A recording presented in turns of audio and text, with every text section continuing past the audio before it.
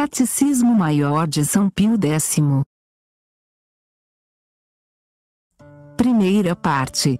Das festas do Senhor.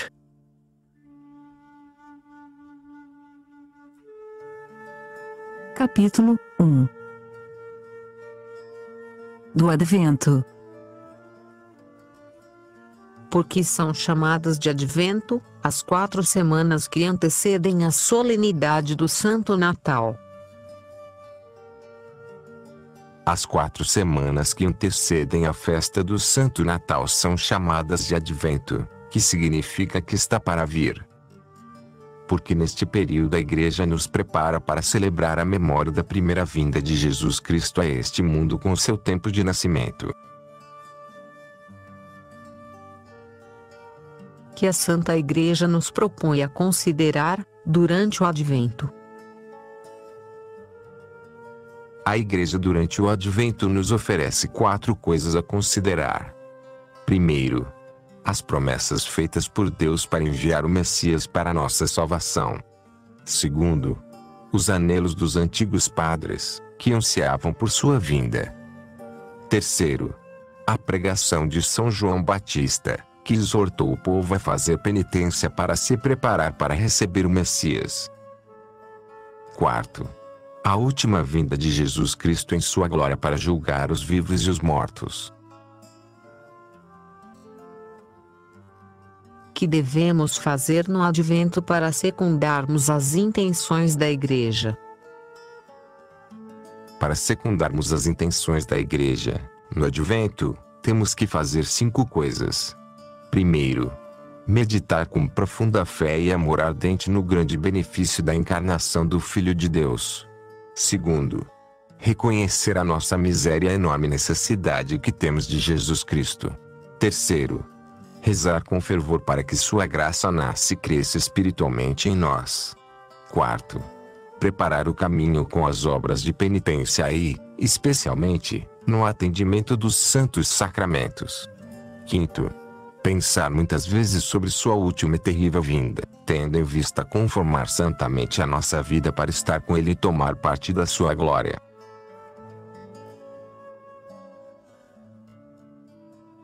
Capítulo 2. O Santo Natal. O que é a festa do Santo Natal? O Santo Natal é a festa criada para celebrar a memória do tempo do nascimento de Jesus Cristo. Entre outras particularidades, o que é mais especial no Santo Natal? No Santo Natal, entre todas as outras particularidades, há 2 coisas especiais. Primeiro, que os ofícios divinos são celebrados na noite precedente, segundo o antigo costume da Igreja nas vigílias. Segundo, que todos os sacerdotes celebram 3 missas. Porque a Igreja quis conservar o costume de celebrar de noite os ofícios de Natal. A Igreja quis manter o uso de celebrar de noite os ofícios de Natal para renovar, com profunda gratidão, a memória daquela noite em que o Divino Salvador deu início, com seu nascimento, à obra de nossa redenção. Que propõe a Igreja à nossa consideração no Evangelho da primeira missa de Natal. No Evangelho da primeira missa de Natal, a Igreja propõe-nos considerar que a Santíssima Virgem, em companhia de São José, foi da Nazaré até Belém para o recenseamento, segundo as ordens do imperador, e não encontrando outro albergue, ela deu à luz a Jesus em um estábulo e colocou-o num presépio, ou seja, em uma manjedoura para animais. E no Evangelho da segunda missa? No Evangelho da segunda missa propõe a nossa consideração a visita feita a Jesus Cristo por alguns pobres pastores, a quem um anjo anunciara o nascimento do Salvador. E o Evangelho da terceira missa?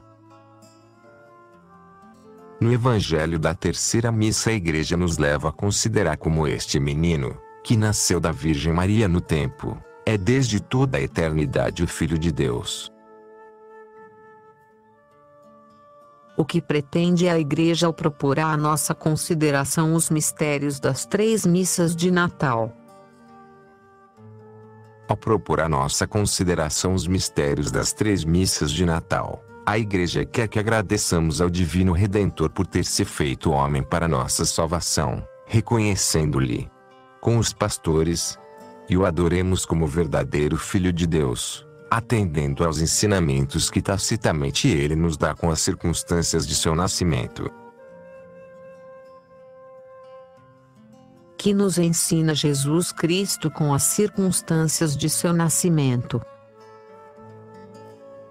Com as circunstâncias de seu nascimento, Jesus Cristo nos ensina a renunciar às vaidades do mundo e estimar a pobreza e o sofrimento. Temos a obrigação de ouvir 3 missas na festa de Natal? Na festa de Natal, somos obrigados a ouvir uma só missa. No entanto, é bom ouvir todas as 3 para conformar-nos melhor com as intenções da Igreja. O que devemos fazer no Santo Natal para conformar-nos plenamente com as intenções da Igreja? No Santo Natal devemos fazer essas 4 coisas. Primeiro, prepararmos-nos na véspera com um recolhimento maior do que de costume. Segundo, procurar grande pureza por meio de uma boa confissão e um vivo desejo de receber o Senhor. Terceiro, assistir, se nos é possível, os ofícios divinos da noite anterior e as 3 missas, meditando o mistério que se celebra. Quarto, empregarmos esse dia, tanto quanto nos seja possível, em obras de piedade cristã.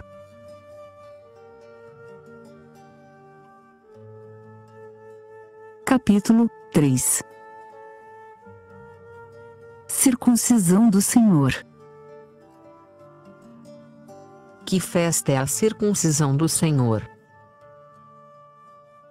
A circuncisão do Senhor é a festa instituída para celebrar a memória do sangue derramado por Jesus Cristo, nos primeiros dias de sua vida mortal. Que era a circuncisão na antiga lei? A circuncisão na antiga lei era um rito instituído pelo Senhor, para assinalar com uma marca aqueles que pertenciam ao povo de Deus, e distingui-los dos infiéis. Jesus Cristo também estava sujeito à lei da circuncisão? Jesus Cristo, certamente, não estava sujeito à lei da circuncisão, porque esta era para os servos e para os pecadores, e Jesus Cristo era verdadeiramente Filho de Deus, autor da lei e da mesma santidade. Porque Jesus Cristo quis ser circuncidado, uma vez que não era obrigado pela lei.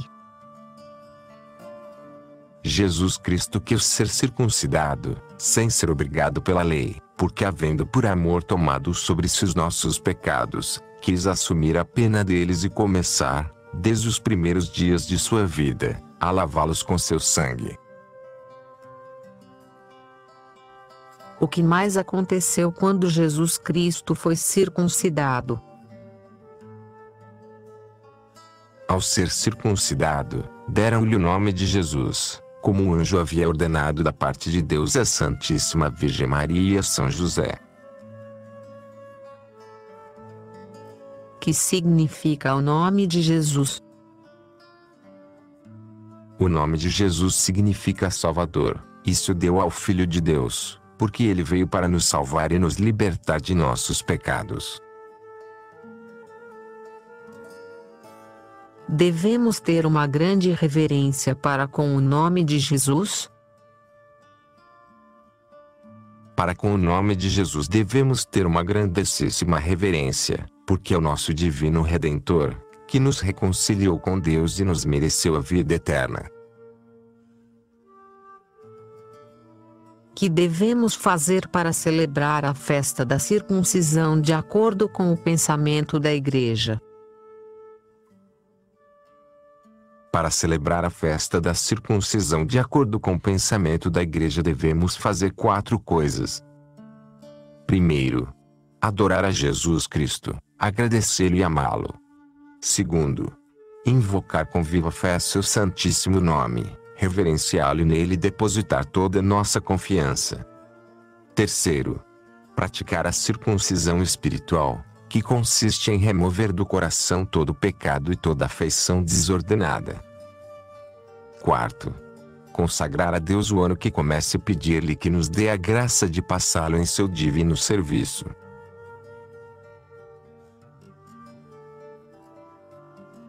Capítulo 4. Epifania do Senhor. O que é a Epifania do Senhor? Epifania é a festa instituída para celebrar a memória de 3 grandes mistérios, dos quais o primeiro e mais importante é a adoração dos magos, o segundo, o batismo de Jesus, o terceiro, seu primeiro milagre nas bodas de Caná da Galileia. Porque a festa de adoração dos magos, o batismo de Jesus Cristo e de seus milagres é chamado Epifania. A festa da adoração dos magos, o batismo de Jesus Cristo e seu primeiro milagre se chama Epifania, que significa aparição ou manifestação, porque nestes mistérios claramente se manifestou aos homens a glória de Jesus Cristo. Quem foram os reis magos? Os magos foram personalidades notáveis do Oriente que atendiam ao estudo da sabedoria. Porque os magos vieram adorar a Jesus Cristo. Os magos vieram adorar a Jesus Cristo, porque, tendo aparecido uma nova estrela, conheceram por inspiração divina que era um indício do nascimento do Rei dos Judeus, o Salvador dos homens. Em que lugar os magos adoraram a Jesus Cristo? Os magos adoraram a Jesus Cristo em Belém. Como souberam os magos que Jesus Cristo havia nascido em Belém? Os magos foram a Jerusalém, capital da Judeia, onde estava o Santo Templo de Deus, e ali souberam dos sacerdotes que o Messias devia nascer em Belém, segundo as profecias. Quem guiou os magos a Belém depois que saíram de Jerusalém? Depois que os magos saíram de Jerusalém, guiou-os a Belém a estrela que haviam visto no Oriente, a qual ia diante deles e não parou até chegar ao lugar onde estava o divino menino. O que fizeram os magos, ao encontrar Jesus Cristo? Os magos, ao encontrar Jesus Cristo, adoraram-no, e lhe presentearam com ouro, incenso e mirra, reconhecendo deste modo como verdadeiro Rei, verdadeiro Deus e verdadeiro homem. Que devemos fazer para celebrar dignamente a festa da Epifania de acordo com o pensamento da Igreja?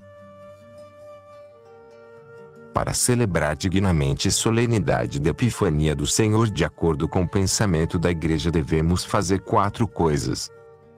Primeiro, reconhecer as premissas de nossa vocação à fé, na vocação dos magos, que foram os primeiros gentios, chamados ao conhecimento de Jesus Cristo, e agradecermos ao Senhor por nos fazer cristãos. Segundo, pedir a Deus para que estenda o grande dom da fé aos que dela estão privados. Terceiro, excitar o amor de Jesus e nos determinarmos prontamente a seguir as divinas inspirações. Quarto, oferecer-lhe, a exemplo dos magos, algum tributo de nossa devoção, com a prática da esmola, da oração e da mortificação cristã.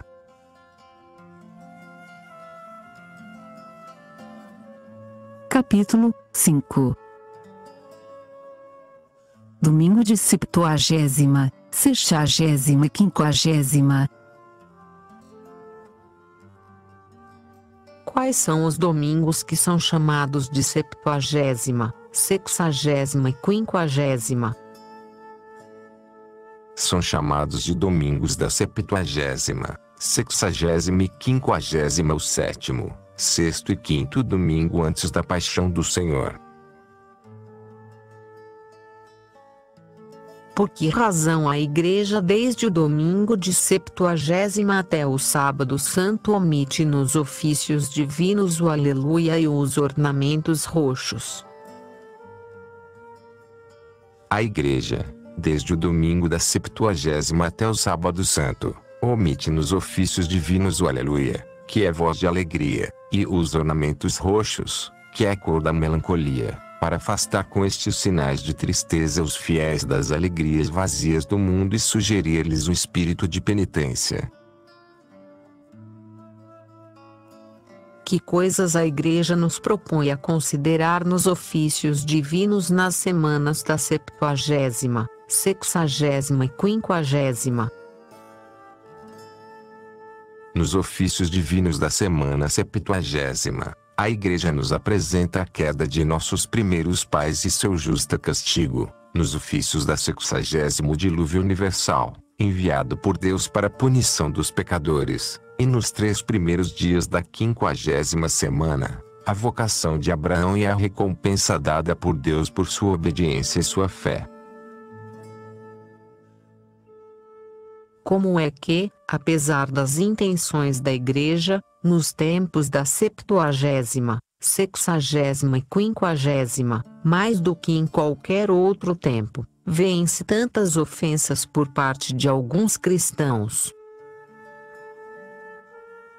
Neste tempo, mais do que em qualquer outro, vêem-se tantas ofensas por parte de alguns cristãos por causa da malícia do demônio, que, querendo contrariar os desígnios da Igreja, faz os maiores esforços para induzir os cristãos a viverem segundo os ditames do mundo e da carne. Que devemos fazer para conformarmos-nos com os desígnios da Igreja no tempo de Carnaval? Para conformarmos-nos com os desígnios da Igreja em tempo de Carnaval, devemos ficar longe de espetáculos e diversões perigosas, e atendermos com maior diligência a oração e a mortificação, fazendo alguma visita extraordinária ao Santíssimo Sacramento, especialmente quando ele é exposto para a adoração pública, isso para reparar tantas ofensas com que Deus é ofendido neste tempo. Que fará quem, por necessidade, tiver de passar por algum divertimento perigoso de Carnaval? Quem, por necessidade, precisar passar por alguma diversão perigosa de Carnaval, primeiramente deverá implorar o socorro da graça de Deus para evitar todo pecado, portar-se logo com grande modéstia e reserva, e depois recolher o espírito com a consideração de alguma máxima do Evangelho.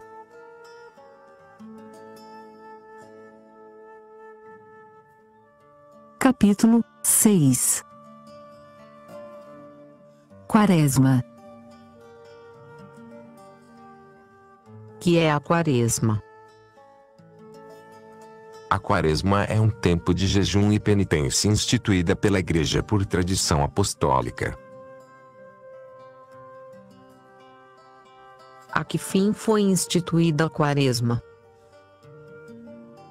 A Quaresma foi instituída, primeiro, para dar-nos a entender que temos a obrigação de fazer penitência durante todo o tempo da nossa vida, da qual, de acordo com os santos padres, a Quaresma é figura. Segundo, para imitar de alguma maneira o rigoroso jejum de 40 dias que Jesus Cristo praticou no deserto. Terceiro, para prepararmos-nos, por meio da penitência, em celebrar santamente a Páscoa. Porque o primeiro dia da Quaresma é chamado de quarta-feira de cinzas. O primeiro dia da Quaresma é chamado de Quarta-feira de Cinzas porque nesse dia a Igreja impõe sobre a cabeça dos fiéis a sagrada cinza. Porque a Igreja faz a imposição das sagradas cinzas no início da Quaresma. A Igreja, no início da Quaresma, costumava fazer a imposição das sagradas cinzas, para recordar-nos de que somos feitos de pó, e com a morte, reduzimo-nos novamente ao pó, e assim nos humilhemos e façamos penitência por nossos pecados, enquanto temos tempo. Com que disposição devemos receber as cinzas sagradas? Devemos receber as cinzas sagradas com coração contrito e humilhado, e com a santa resolução de passar a Quaresma em obras de penitência. Que devemos fazer para bem passar a Quaresma de acordo com o pensamento da Igreja?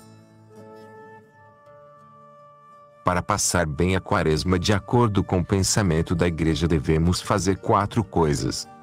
Primeiro, observar exatamente o jejum, a abstinência e mortificar-nos não só em coisas ilícitas e perigosas, mas também, o mais que pudermos, nas coisas lícitas, como seja moderando-nos nas recreações e entretenimentos. Segundo, fazer orações, dar esmolas e outras obras de caridade cristã para com o próximo mais do que em qualquer outro tempo.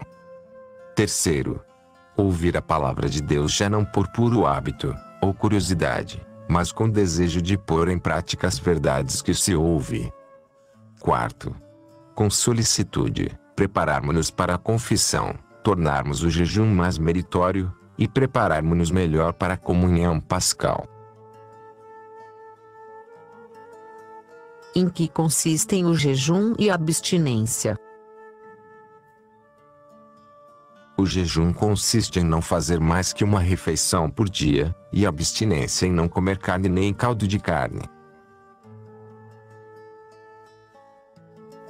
Nos dias de jejum é proibida outra refeição além da única permitida. Nos dias de jejum, a Igreja permite uma ligeira refeição à noite, ou ao meio-dia, quando a única refeição é adiada para a noite. Quem é obrigado a jejuar? Ao jejum estão obrigados todos aqueles que sejam maiores de idade até os 60 anos e não estejam legitimamente impedidos, e à abstinência os que completaram 14 anos e fazem uso da razão. Estão isentos de toda mortificação os que não estão obrigados ao jejum? Aqueles que não estão obrigados ao jejum não estão isentos de todas as mortificações, porque ninguém está dispensado da obrigação geral de fazer penitência e, assim, deve mortificar em outras coisas segundo suas forças.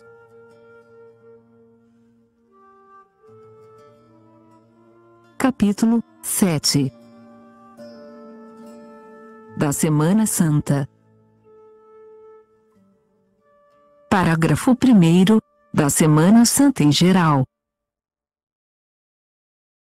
Porque a última semana da Quaresma se chama Santa. A última semana da Quaresma se chama Santa porque nela se celebra a memória dos maiores mistérios que Jesus Cristo realizou para a nossa salvação. Que mistério se comemora no Domingo de Ramos? No Domingo de Ramos comemora-se a entrada triunfante de Jesus Cristo em Jerusalém 6 dias antes de sua paixão. Porque Jesus Cristo quis entrar triunfante em Jerusalém, antes de sua paixão. Jesus Cristo, antes de sua paixão, quis entrar triunfante em Jerusalém, como estava profetizado. Primeiro, para encorajar seus discípulos, dando-lhes com isso uma prova manifesta de que padeceria espontaneamente. Segundo, para ensinar-nos que com sua morte triunfaria do demônio, do mundo e da carne e nos abriria a entrada do céu. Que mistérios são celebrados na Quinta-feira Santa? Na Quinta-feira Santa celebram-se a instituição do Santíssimo Sacramento da Eucaristia e do sacerdócio. Recorda-se o lava-pés e o preceito do amor cristão. Que mistério se recorda na Sexta-feira Santa? Na Sexta-feira Santa recorda-se a paixão e morte do Salvador. Que mistérios se honram no Sábado Santo? No Sábado Santo honram-se a sepultura de Jesus Cristo e sua descida ao limbo. Que devemos fazer para passar a Semana Santa em conformidade com as intenções da Igreja? Para passar a Semana Santa em conformidade com as intenções da Igreja devemos fazer 3 coisas. Primeiro, juntar ao jejum e abstinência maior recolhimento interior e maior fervor na oração. Segundo, meditar assiduamente com espírito de compunção os padecimentos de Jesus Cristo. Terceiro, assistir, se possível, aos divinos ofícios com este mesmo espírito. Parágrafo 2º, sobre alguns ritos da Semana Santa. Porque o domingo da Semana Santa se chama Domingo de Ramos? O domingo da Semana Santa chama-se Domingo de Ramos pela procissão que neste dia se celebra, ocasião em que os fiéis levam na mão um ramo de oliveira ou de palma. Porque no Domingo de Ramos se faz a procissão levando ramos de oliveira ou de palma? Faz-se a procissão no Domingo de Ramos levando ramos de oliveira ou de palma para recordar a entrada triunfante de Jesus Cristo em Jerusalém, quando as turbas lhe sairão ao encontro com ramos de palmas nas mãos. Quando Jesus Cristo entrou triunfante em Jerusalém, quem foi ao seu encontro? Quando Jesus Cristo entrou triunfante em Jerusalém foram ao seu encontro o povo simples e as crianças, e não as pessoas importantes da cidade, dispondo assim Deus para dar-nos a entender que a soberba os fez indignos de tomar parte no triunfo de nosso Senhor, que gosta da simplicidade do coração, da humildade e a inocência. Por que não se tocam os sinos desde a Quinta-feira Santa até a Vigília Pascal? Desde a Quinta-feira Santa até a Vigília Pascal não se tocam os sinos em sinal de grande tristeza pela paixão e morte de nosso Salvador. Porque na Quinta-feira Santa guarda-se um cálice com hóstias consagradas. Na Quinta-feira Santa se guarda um cálice com hóstias consagradas. Primeiro, para que se tributem adorações especiais ao Santíssimo Sacramento no dia em que foi instituído. Segundo, para que se possa comungar na Sexta-feira Santa em que o sacerdote não consagra. Porque os altares são desnudados depois da missa na Quinta-feira Santa. Na Quinta-feira Santa, depois da missa, os altares são desnudados a fim de representar-nos Jesus Cristo despojado de suas vestes para ser açoitado e posto na cruz e ensinar-nos que para celebrar dignamente a paixão devemos nos despojar do homem velho, que são todos os afetos mundanos. Por que se faz o lava-pés na Quinta-feira Santa?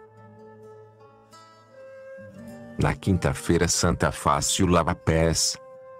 Primeiro, para renovar a memória daquela humilhação com que Jesus Cristo se rebaixou para lavar os pés de seus apóstolos. Segundo, porque ele mesmo exortou aos apóstolos, e neles os fiéis, a imitar seu exemplo. Terceiro, para ensinar-nos que devemos limpar nosso coração de toda mancha e exercitar uns com os outros os serviços da caridade e humildade cristã. Porque na quinta e na sexta-feira santas os fiéis vão visitar o Santíssimo Sacramento em muitas igrejas, em procissão ou em particular. Na quinta e na sexta-feira santos fiéis vão visitar o Santíssimo Sacramento em muitas igrejas em memória das dores que sofreu Jesus Cristo em muitos lugares, como no horto, nas casas de Caifás, Pilatos e Herodes e, sobretudo, no Calvário.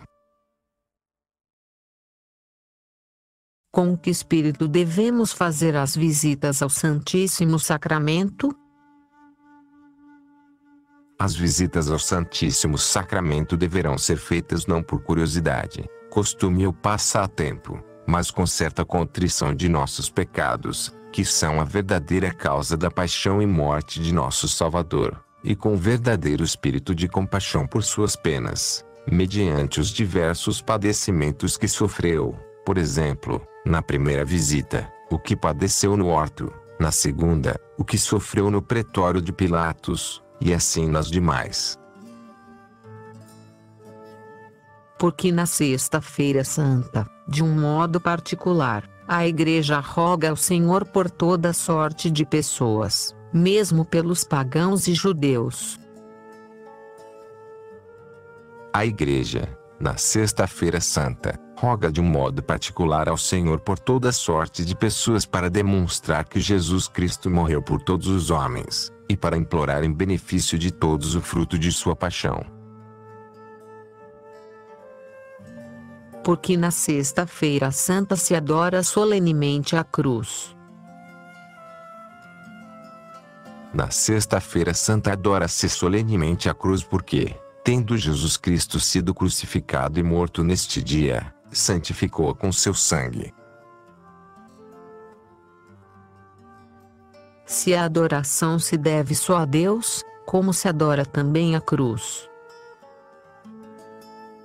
A adoração deve-se só a Deus, e por isto, quando se adora a cruz, nossa adoração se refere a Jesus Cristo, que nela morreu. Que considerar de um modo especial nos ritos do Sábado Santo à noite.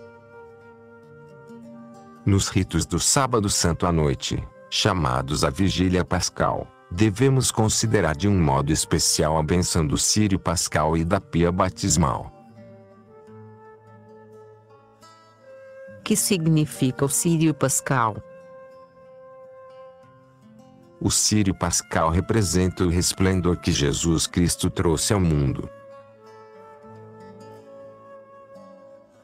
Por que se benze a Pia Batismal na Vigília Pascal?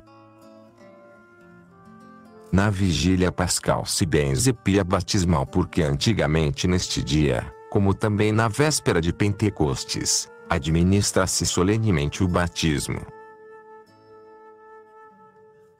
Que devemos fazer enquanto se benze a Pia Batismal? Enquanto se benze a Pia Batismal devemos dar graças ao Senhor por havermos admitido o batismo, e renovar as promessas que então fizemos.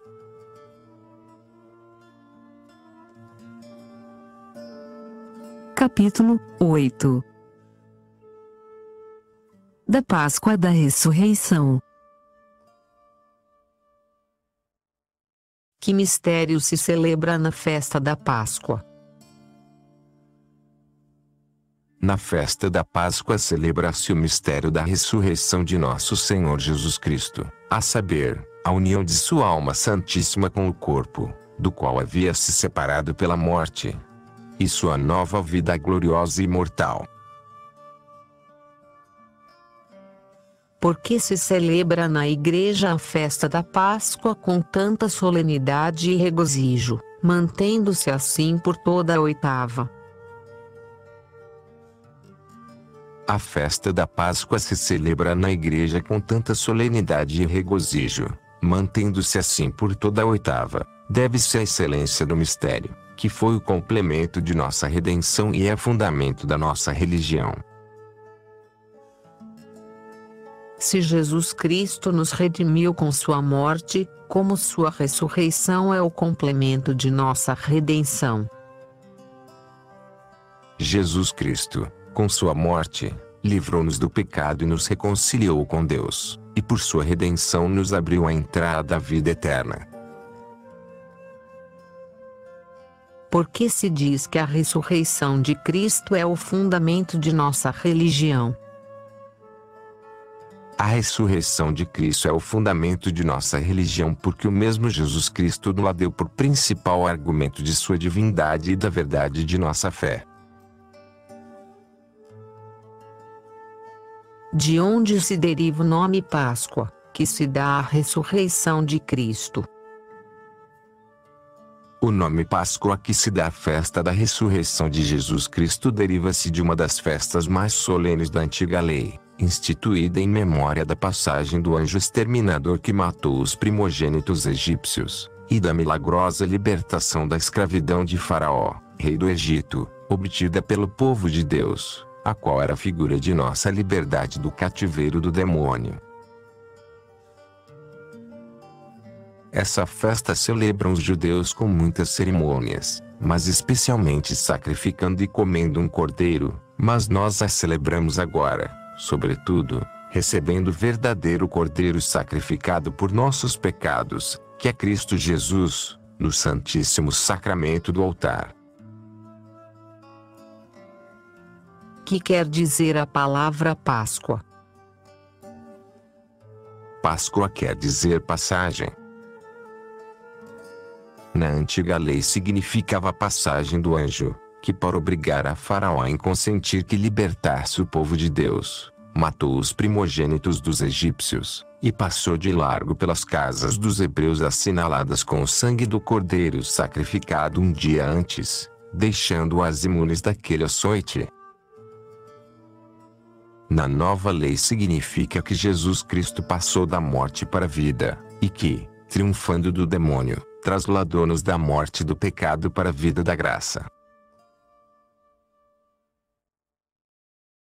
Que devemos fazer para celebrar dignamente a festa da Páscoa? Para celebrar dignamente a festa da Páscoa devemos fazer duas coisas. Primeiro, adorar com santa alegria e vivo reconhecimento a Jesus Cristo. Segundo, ressuscitar espiritualmente com Ele. Que quer dizer ressuscitar espiritualmente com Ele? Ressuscitar espiritualmente com Jesus Cristo quer dizer que assim como Jesus Cristo, por meio de sua ressurreição, começou uma nova vida, imortal e celestial, assim nós devemos começar uma nova vida, segundo o Espírito, renunciando totalmente para sempre o pecado e a tudo o que nos leva ao pecado, amando somente a Deus e a tudo o que nos leva a Deus. Que quer dizer a palavra Aleluia, que tantas vezes se repete neste santo dia e em todo o tempo pascal? A palavra Aleluia quer dizer louvai a Deus, e era o grito festivo do povo hebreu. Por isto, a Santa Igreja o repete muitas vezes nesse tempo de tanto regozijo. Porque no tempo pascal se reza em pé. No tempo pascal reza sempre em sinal de alegria para figurar a ressurreição do Senhor.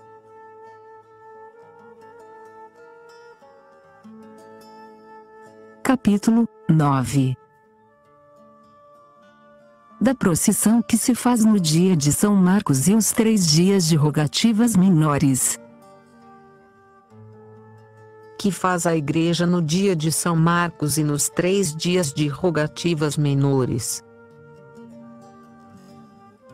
No dia de São Marcos e nos 3 de rogativas menores a Igreja faz procissões e rogativas solenes para aplacar a Deus e torná-lo propício, a fim de que nos perdoe os pecados, afaste de nós seus castigos, abençoe os frutos da terra, que começam a aparecer e proveja as nossas necessidades, tanto espirituais como temporais. São muito antigas as procissões de São Marcos e das rogativas? As procissões de São Marcos e as rogativas são antiquíssimas, E o povo concorria a elas com os pés descalços, com verdadeiro espírito de penitência em grandíssimo números, deixando todas as outras ocupações para assisti-las. Que fazemos nas ladainhas dos santos que se cantam nas rogativas e outras procissões semelhantes. Nas ladainhas dos santos. Primeiro, imploramos misericórdia da Santíssima Trindade, e para sermos ouvidos nos voltamos em particular a Jesus Cristo com aquelas palavras: Christe, audi nós, Christes audi nós, ou seja, Cristo, ouvi-nos, Cristo, escutai-nos. Segundo, invocamos o patrocínio da Virgem Maria, dos anjos e santos do céu, dizendo-lhes: Orate pro nobis, rogai por nós. Terceiro, dirigimos-nos novamente a Jesus Cristo e lhe pedimos, por tudo que fizemos, pela nossa salvação, que nos livre de todos os males, principalmente do pecado, dizendo-lhe: libera-nos domine, livrai-nos, Senhor. Quarto, pedimos-lhe o dom da verdadeira penitência e a graça de perseverar em seu santo serviço e lhe rogamos por todas as ordens da Igreja, pela união e felicidade de todo o povo de Deus, dizendo: te rogamos, audi nós, ouvi-nos, Senhor, vos rogamos. Quinto, terminamos com as palavras que começamos, implorando a misericórdia de Deus, dizendo de novo Kyrie eleison, etc., Senhor, tende piedade de nós. Como devemos participar nas procissões? Devemos participar nas procissões. Primeiro, com boa ordem e verdadeiro espírito de penitência e oração, cantando devagar e com piedade o que canta a Igreja ou, se não sabemos, unimo-nos com o coração e rezando em particular. Segundo, com modéstia e recolhimento, não olhando para aqui e acolá, nem falando com ninguém sem necessidade. Terceiro, com verdadeira confiança de que Deus atenderá nossos gemidos e orações em comum e nos concederá o que é necessário, tanto para a alma como para o corpo. Porque nas procissões a cruz é levada adiante. Nas procissões leva-se adiante a cruz para ensinar-nos que sempre devemos ter diante de nossos olhos a Jesus Cristo crucificado, para regular nossa vida e ações segundo seus exemplos e imitar-lhe em sua paixão, sofrendo com paciência as penalidades que nos afligem.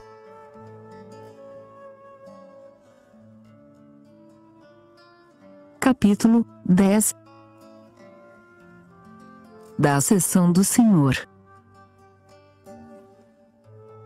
que se celebra na festa da Ascensão do Senhor.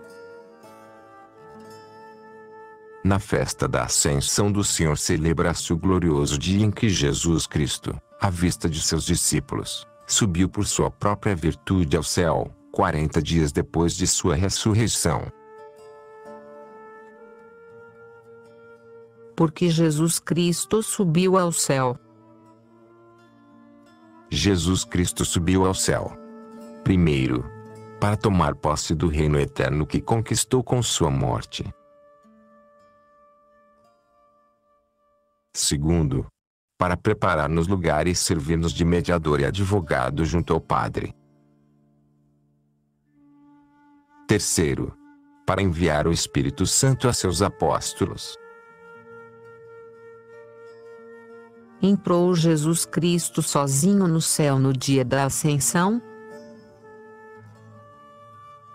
No dia da Ascensão Jesus Cristo não entrou sozinho no céu, mas entraram com ele as almas dos antigos padres que havia resgatado do limbo. Como está Jesus Cristo no céu? Jesus Cristo está no céu à direita de Deus Padre, ou seja, como Deus é igual ao Padre na glória, e como o homem está exaltado sobre todos os anjos e santos e feito Senhor de todas as coisas. Que devemos fazer para celebrar dignamente a festa da Ascensão? Para celebrar dignamente a festa da Ascensão devemos fazer 3 coisas. Primeiro, adorar a Jesus Cristo no céu como mediador e advogado nosso. Segundo, desapegar inteiramente nosso coração deste mundo como de lugar de desterro e aspirar unicamente ao céu, nossa verdadeira pátria. Terceiro, determinarmos-nos a imitar a Jesus Cristo na humildade, na mortificação e nos padecimentos, para ter parte em sua glória. Que farão os fiéis no tempo que transcorre entre a festa da Ascensão até a de Pentecostes? Da festa da Ascensão até de Pentecostes, os fiéis, a exemplo dos apóstolos, deverão preparar-se para receber o Espírito Santo com retiro, com recolhimento interior e com perseverante e fervorosa oração. Porque no dia da Ascensão, depois de lido o Evangelho da missa solene, apaga-se e, em seguida, retira-se o círio pascal.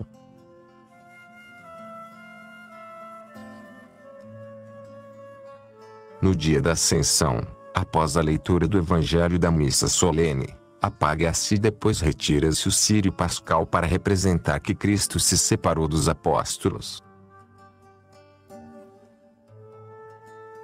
Capítulo 11 da festa de Pentecostes. Que mistério honra a Igreja na solenidade de Pentecostes? Na solenidade de Pentecostes a Igreja honra o mistério da vinda do Espírito Santo. Porque a festa da vinda do Espírito Santo se chama Pentecostes. A festa da vinda do Espírito Santo chama-se Pentecostes, que quer dizer 50º dia, porque a vinda do Espírito Santo ocorreu aos 50 dias da ressurreição do Senhor. Não era também Pentecostes uma festa da antiga lei? Pentecostes era também uma festa soleníssima entre os hebreus e figurava que atualmente celebram os cristãos. Com que finalidade se instituiu o Pentecostes dos hebreus?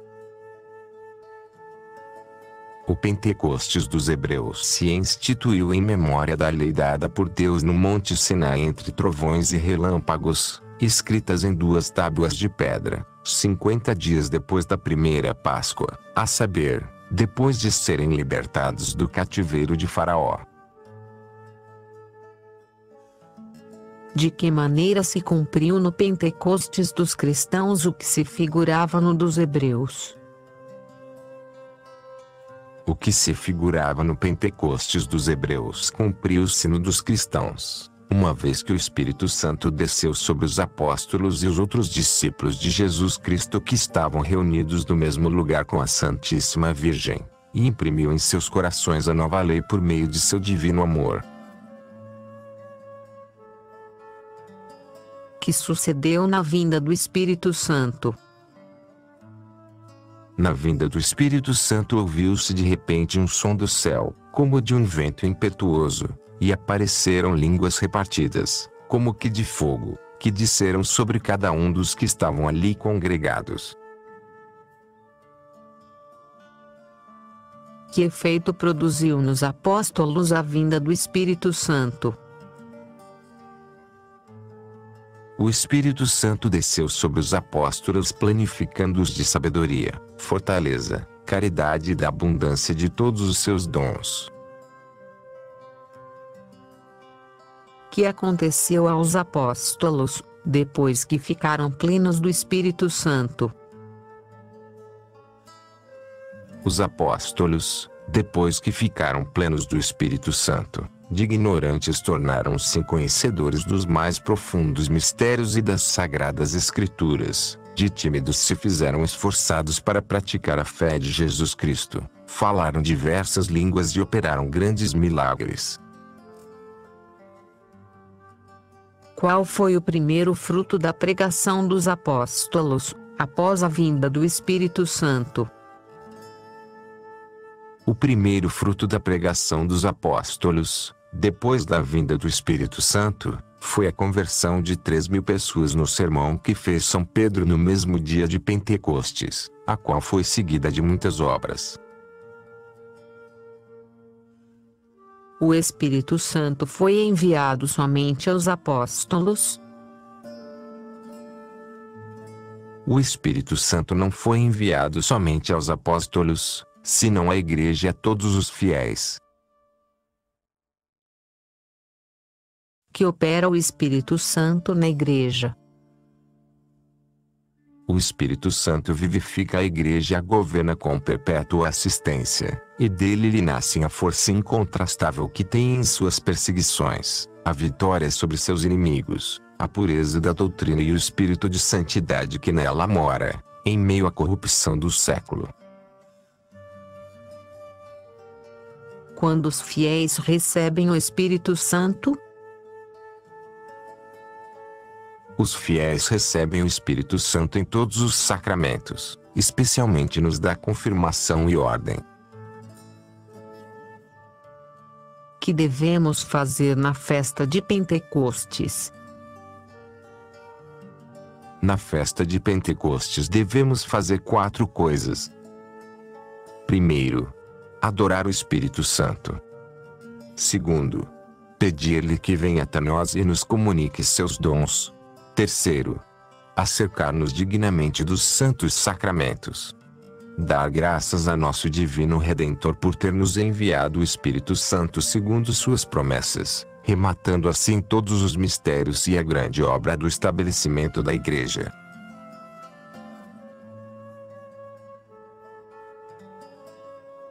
Capítulo 12. A festa da Santíssima Trindade. Quando a Igreja celebra a festa da Santíssima Trindade, a Igreja honra a Santíssima Trindade todos os dias do ano e principalmente nos domingos, mas faz-lhe uma festa particular no primeiro domingo depois de Pentecostes. Porque no primeiro domingo depois de Pentecostes a Igreja celebra esta festa particular da Santíssima Trindade. A Igreja celebra no primeiro domingo depois de Pentecostes esta festa particular da Santíssima Trindade para dar-nos a entender que os fins dos mistérios de Jesus Cristo e da vinda do Espírito Santo foram levar-nos ao conhecimento da Santíssima Trindade e à sua adoração em espírito e verdade. Que quer dizer a Santíssima Trindade? Santíssima Trindade quer dizer Padre, Filho e Espírito Santo. Sendo Deus Espírito Puríssimo, por que se representa a Santíssima Trindade em forma visível? Deus é Espírito Puríssimo, mas as 3 pessoas divinas se representam sob certas imagens para dar-nos a conhecer algumas propriedades ou ações que se lhes atribuem à maneira com que algumas vezes têm aparecido. Porque Deus Padre é representado em forma de ancião. Deus Padre é representado em forma de ancião para significar a eternidade divina e porque Ele é a primeira pessoa da Santíssima Trindade e o princípio das outras 2 pessoas. Porque o Filho de Deus é representado em forma de homem. O Filho de Deus é representado em forma de homem porque é também verdadeiro homem, por haver tomado a natureza humana para nossa salvação. Porque o Espírito Santo se representa em forma de pomba. O Espírito Santo se representa em forma de pomba porque nesta forma baixou sobre Jesus Cristo, quando foi batizado por São João. Que devemos fazer na festa da Santíssima Trindade? Na festa da Santíssima Trindade devemos fazer 5 coisas. Primeiro, adorar o mistério de Deus Uno e Trino. Segundo, dar graças à Santíssima Trindade por todos os benefícios temporais e espirituais que dela recebemos. Terceiro, consagrar-nos totalmente a Deus e rendermos-nos totalmente à sua divina providência. Quarto, pensar que pelo batismo entramos na igreja e fomos feitos membros de Jesus Cristo pela invocação e virtude do nome do Pai e do Filho e do Espírito Santo. Quinto, determinarmos-nos a fazer sempre com devoção o sinal da cruz, que expressa esse mistério, e a rezar com viva fé e intenção de glorificar a Santíssima Trindade aquelas palavras que sempre repete a Igreja: glória ao Padre, ao Filho e ao Espírito Santo.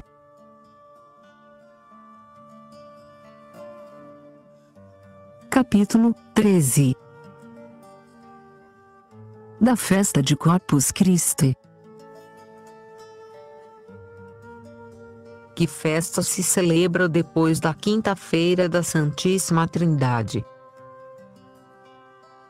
Na quinta-feira depois da festa da Santíssima Trindade celebra-se a solenidade do Santíssimo Sacramento ou Corpus Christi.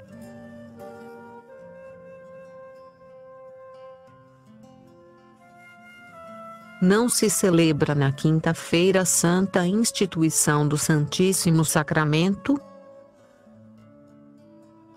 A Igreja celebra na quinta-feira santa a instituição do Santíssimo Sacramento, mas como então está ocupada principalmente em função do luto pela paixão de Jesus Cristo, julgou conveniente instituir outra festa particular para honrar este mistério em pleno regozijo. De que modo poderemos honrar o mistério que se celebra no dia de Corpus Christi? Para honrar o mistério que se celebra no dia de Corpus Christi. Primeiro, devemos aproximar-nos com particular devoção e fervor da Sagrada Comunhão e dar graças com todo afeto de nossa alma ao Senhor que se dignou dar-se a cada um de nós neste sacramento. Segundo, devemos assistir nessa solenidade aos ofícios divinos, e particularmente ao santo sacrifício da missa, e fazer frequentes visitas a Jesus, oculto sob as espécies sacramentais. Porque na festa de Corpus Christi se leva solenemente a Santíssima Eucaristia em procissão? Na festa de Corpus Christi se leva solenemente a Santíssima Eucaristia em procissão. Primeiro, para honrar a humanidade de Nosso Senhor. Segundo, para avivar a fé e aumentar a devoção dos fiéis a este mistério. Terceiro, para celebrar a vitória que tem dado a sua Igreja contra todos os inimigos do sacramento. Quarto, para reparar de algum modo as injúrias que recebe dos inimigos de nossa religião. Como devemos assistir à procissão de Corpus Christi? Devemos assistir à procissão de Corpus Christi. Primeiro, com grande recolhimento e modéstia, não olhando para um lado e para outro, nem falando sem necessidade. Segundo, com intenção de honrar por meio de nossas adorações o triunfo de Jesus Cristo. Terceiro, pedindo-lhe humildemente perdão pelas comunhões indignas e as demais profanações que se cometem contra este divino sacramento. Quarto, com sentimentos de fé, confiança, amor e reconhecimento a Jesus Cristo, presente na hóstia consagrada.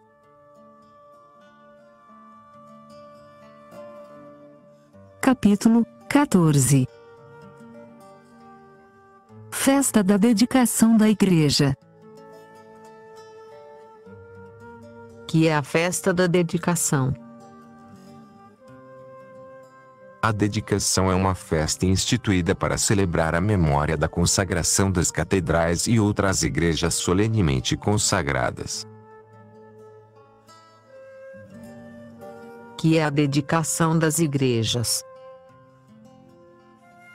A dedicação das igrejas é um rito soleníssimo com que o bispo consagra ao culto de Deus os edifícios que chamamos igrejas, e assim os separa de todo uso profano e os converte em casas de Deus e lugares de oração. Por que a dedicação das igrejas é feita com tanta solenidade? A dedicação das igrejas faz-se com solenidade. Primeiro, para inspirar aos fiéis a devida reverência aos lugares sagrados.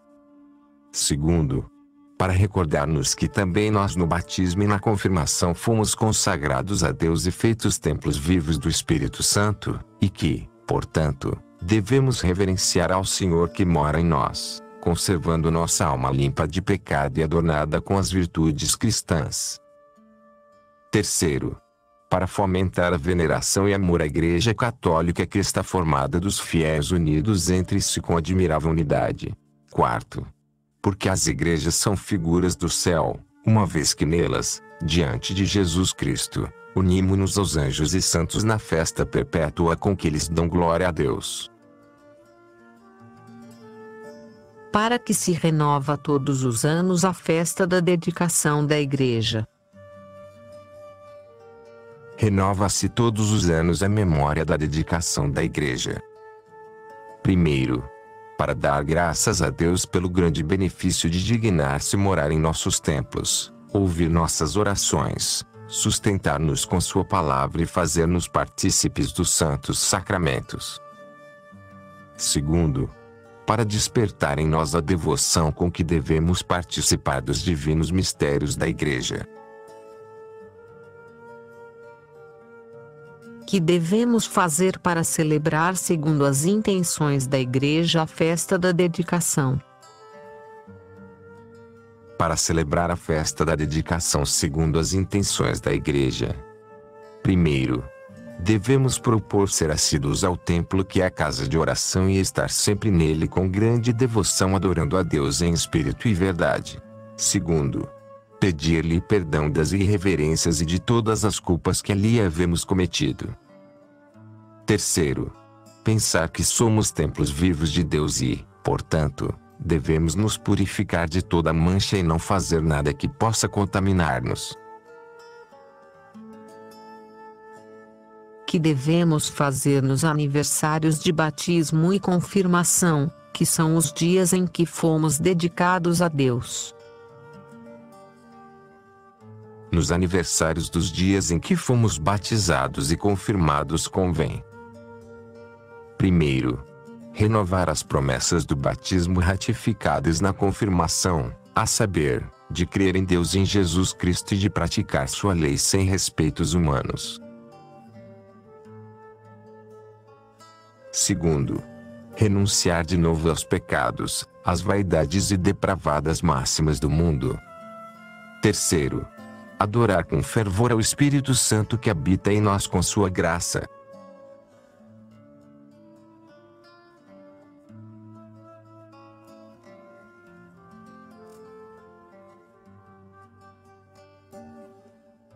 Segunda parte, das festas solenes da Santíssima Virgem, e das festas dos santos.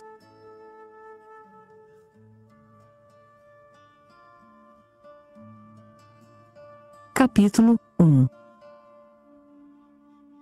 Das festas solenes da Santíssima Virgem e primeiro de sua Imaculada Conceição.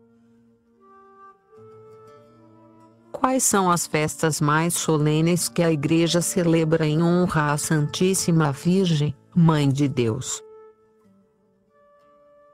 As festas mais solenes que a Igreja celebra em honra à Santíssima Virgem, Mãe de Deus são a Imaculada Conceição, a Natividade, a Anunciação, a Purificação, a Assunção e a Realeza de Maria. Em que dia se celebra a festa da Imaculada Conceição? A festa da Imaculada Conceição celebra-se no dia 8 de dezembro. Por que se celebra a festa da Imaculada Conceição da Santíssima Virgem Maria? Celebra-se a festa da Imaculada Conceição da Santíssima Virgem Maria porque, como ensina a fé a Virgem Maria, por singular privilégio e pelos méritos de Jesus Cristo Redentor, foi santificada com a divina graça desde o primeiro instante de sua concepção, e assim preservada imune da culpa original. Quando a Igreja definiu como dogma de fé que a conceição da Santíssima Virgem Maria foi imaculada do pecado original? No dia 8 de dezembro do ano de 1854, o Sumo Pontífice Pio IX, por bula dogmática, e com consentimento de todo o episcopado católico, definiu solenemente como artigo de fé Conceição Imaculada da Santíssima Virgem. Porque Deus outorgou à Santíssima Virgem o privilégio da concepção imaculada. Deus outorgou à Santíssima Virgem o privilégio da concepção imaculada porque convinha a santidade e majestade de Jesus Cristo que a Virgem destinada a ser sua mãe não fosse nem por um instante escrava do demônio. Quais são as intenções da Igreja na celebração da festa da Imaculada Conceição? As intenções da Igreja na celebração da festa da Imaculada Conceição são: primeiro, despertar em nós um vivo reconhecimento a Deus, que com tal privilégio tanto exaltou a Santíssima Virgem. Segundo, avivar nossa fé neste privilégio de Maria. Terceiro, dar-nos a entender quanto Deus estima e ama a pureza da alma. Quarto, aumentar mais e mais em nós a devoção à Santíssima Virgem.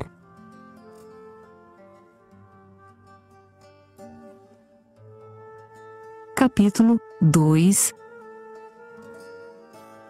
da Natividade da Santíssima Virgem. Quando a Igreja celebra a festa da Natividade da Santíssima Virgem, a Igreja celebra a festa da Natividade da Santíssima Virgem no dia 8 de setembro. Por que se celebra a festa da Natividade da Santíssima Virgem Maria? Celebra-se a festa da Natividade da Santíssima Virgem Maria porque desde seu nascimento foi a mais santa de todas as criaturas e porque estava destinada a ser mãe do Salvador. Celebra-se somente a festa da Natividade da Santíssima Virgem? Celebra-se a festa da Natividade da Santíssima Virgem a de São João Batista. Mas deve-se observar que a Santíssima Virgem não só nasceu em graça, mas que também foi em graça concebida, enquanto que de São João Batista pode-se somente dizer que foi santificado antes de nascer. Como foi a vida da Santíssima Virgem? A Santíssima Virgem, ainda que descendesse da estirpe real de Davi, levou uma vida pobre, humilde e escondida, mas preciosa diante de Deus, não pecando jamais nem mesmo venialmente, crescendo continuamente em graça. Que devemos admirar de um modo especial nas virtudes da Santíssima Virgem. Nas virtudes da Santíssima Virgem devemos admirar de um modo especial o voto de virgindade que fez desde seus mais tenros anos, coisa de que não havia exemplo até então. Que devemos fazer na festa da Natividade da Santíssima Virgem Maria. Na festa da Santíssima Virgem Maria devemos fazer 4 coisas. Primeiro, dar graças a Deus pelos dons e prerrogativas singulares com que Ele enriqueceu sobre todas as criaturas. Segundo, pedir-lhe que por sua intercessão destrua em nós o reino do pecado e nos dê constância e fidelidade em seu santo serviço. Terceiro, venerar a santidade de Maria e congratular-nos com ela de suas grandezas. Quarto, procurar imitá-la, guardando cuidadosamente a graça e exercitando as virtudes, principalmente a humildade e a pureza, pelas quais mereceu conceber a Jesus Cristo em seu puríssimo ventre.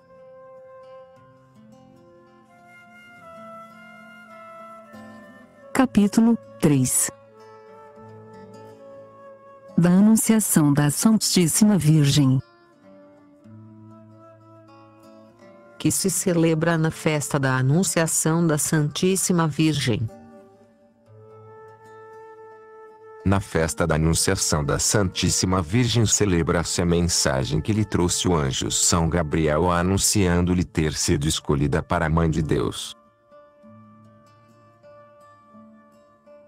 Onde habitava a Santíssima Virgem quando lhe apareceu o anjo São Gabriel. A Santíssima Virgem, quando lhe apareceu o anjo São Gabriel, habitava em Nazaré, cidade da Galileia.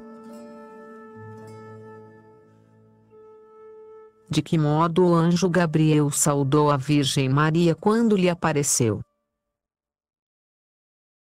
Quando o anjo Gabriel apareceu à Virgem Maria, dirigiu-lhe as palavras que dizemos todos os dias: Ave Maria, cheia de graça, o Senhor é contigo, bendita és tu entre as mulheres.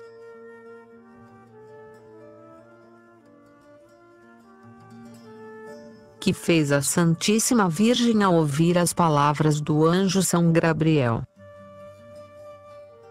Ao ouvir as palavras do anjo São Gabriel se perturbou, ao vê-lo saudá-la com títulos tão novos e excelentes, dos quais se julgava indigna. De um modo especial, que virtudes mostrou a Santíssima Virgem ao anúncio do anjo São Gabriel? Ao anúncio do anjo São Gabriel, a Santíssima Virgem mostrou de um modo especial pureza admirável, humildade profunda, fé e obediência perfeitas. Como a Santíssima Virgem Maria, ao anúncio do anjo São Gabriel, deu a conhecer seu grande amor à pureza. Ao anúncio do anjo São Gabriel, a Santíssima Virgem Maria deu a conhecer seu grande amor à pureza com a solicitude de conservar a virgindade, solicitude que mostrou ao mesmo tempo em que se via destinada à dignidade de Mãe de Deus. Como a Virgem Maria, ao anúncio do anjo São Gabriel, deu a conhecer sua profunda humildade. Ao anúncio do anjo São Gabriel, a Virgem Maria deu a conhecer sua profunda humildade com as palavras: Eis aqui a escrava do Senhor, ditas enquanto era feita a Mãe de Deus. Como a Virgem Maria, ao anúncio do anjo São Gabriel, mostrou sua fé e obediência. Ao anúncio do anjo São Gabriel, a Virgem Maria mostrou sua fé e obediência quando disse: Faça-se em mim segundo a tua palavra.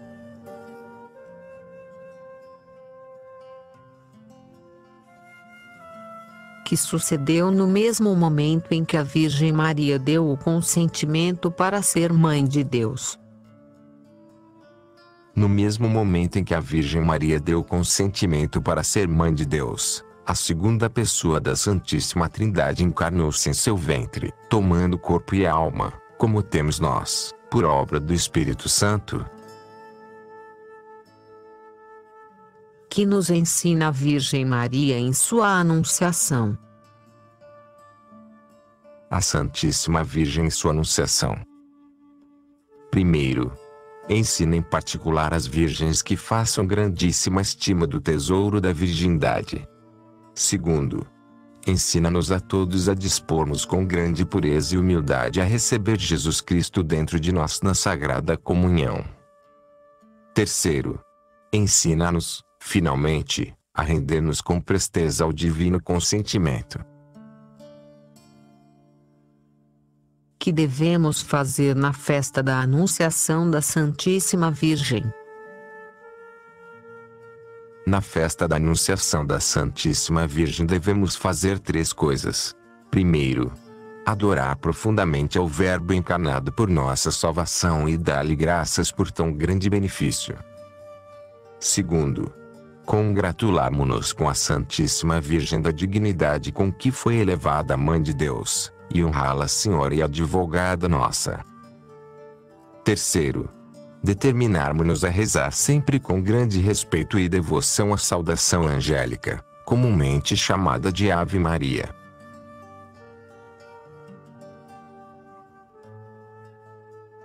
Capítulo 4 da purificação da Santíssima Virgem. Que é a festa da purificação da Santíssima Virgem. A purificação da Santíssima Virgem é a festa instituída em memória do dia em que Nossa Senhora foi ao Templo de Jerusalém para cumprir a lei da purificação e apresentar seu divino Filho Jesus Cristo. Que era a lei da purificação. A lei da purificação era a lei de Moisés que obrigava todas as mulheres a se purificarem no templo depois do parto com a obrigação de um sacrifício. A Santíssima Virgem estava obrigada à lei de purificação? A Santíssima Virgem não estava obrigada à lei de purificação porque foi mãe por obra do Espírito Santo, conservando sua virgindade. Porque a Santíssima Virgem se submeteu à lei da purificação, sem estar obrigada. A Santíssima Virgem se sujeitou à lei da purificação, sem estar obrigada, para dar-nos exemplo de humildade e de obediência à lei de Deus. Que a Santíssima Virgem ofereceu no templo em sua purificação. A Santíssima Virgem, como era pobre, ofereceu no templo em sua purificação o sacrifício das mães pobres, que era um casal de rolas ou pombinhas. Porque a Santíssima Virgem apresentou Jesus Cristo no templo. A Santíssima Virgem apresentou Jesus Cristo no templo, porque pela lei antiga os pais tinham obrigação de apresentar a Deus seus primogênitos e de resgatá-los em seguida por certa quantidade de dinheiro. Porque Deus havia estabelecido a lei da apresentação dos primogênitos. Deus havia estabelecido a lei da apresentação dos primogênitos para que seu povo recordasse sempre que foi livrado da servidão de Faraó, quando o anjo matou todos os primogênitos dos egípcios e o salvou dos hebreus. Que acontecimento maravilhoso ocorreu quando Jesus Cristo foi apresentado no templo. Quando Jesus Cristo foi apresentado no templo, foi reconhecido como verdadeiro Messias por um santo ancião chamado Simeão e por uma santa viúva chamada Ana. Que fez Simeão quando o menino Jesus foi apresentado no templo? Quando o menino Jesus foi apresentado no templo, Simeão o tomou em seus braços, e dando graças a Deus entoou o canto Nunc Dimittis, com que declarou que morria contente depois de haver visto o Salvador. Predisse, ainda, as contradições que Jesus Cristo havia de padecer e as penas que afligiriam sua Santa Mãe. Que fez a profetisa Ana ao ser Jesus Cristo apresentado no templo.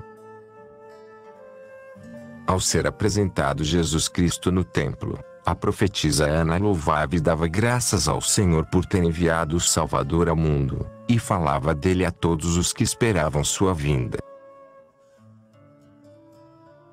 Que devemos tirar dos mistérios da purificação da Santíssima Virgem e a apresentação de Jesus Cristo. Dos mistérios da purificação da Santíssima Virgem e da apresentação de Jesus Cristo devemos tirar 3 coisas. Primeiro, cumprir exatamente a lei de Deus, sem andar buscando pretextos para nos dispensarmos de sua observância. Segundo, desejar unicamente a Deus e oferecer-nos a Ele para fazer sua divina vontade. Terceiro, estimar muito a humildade e purificar-nos mais e mais com a penitência. Que deveriam fazer os pais e as mães no dia da purificação? No dia da purificação, os pais e as mães deveriam oferecer seus filhos a Deus e pedir-lhe a graça de educá-los cristãmente. Com que finalidade se faz no dia da purificação a procissão com velas acesas na mão? No dia da purificação faz-se a procissão com velas acesas na mão em memória da viagem que fez a Santíssima Virgem com o menino Jesus nos braços, desde Belém até o Templo de Jerusalém, e do júbilo que demonstraram os santos Simeão e Ana ao encontrar-se com ele. Como devemos assistir à procissão que se faz na festa da purificação? Na procissão que se faz na festa da purificação devemos renovar a fé em Jesus Cristo, nossa verdadeira luz, pedir-lhe que nos ilumine com sua graça e nos faça dignos de ser admitidos um dia no templo da glória por intercessão de sua Santíssima Mãe.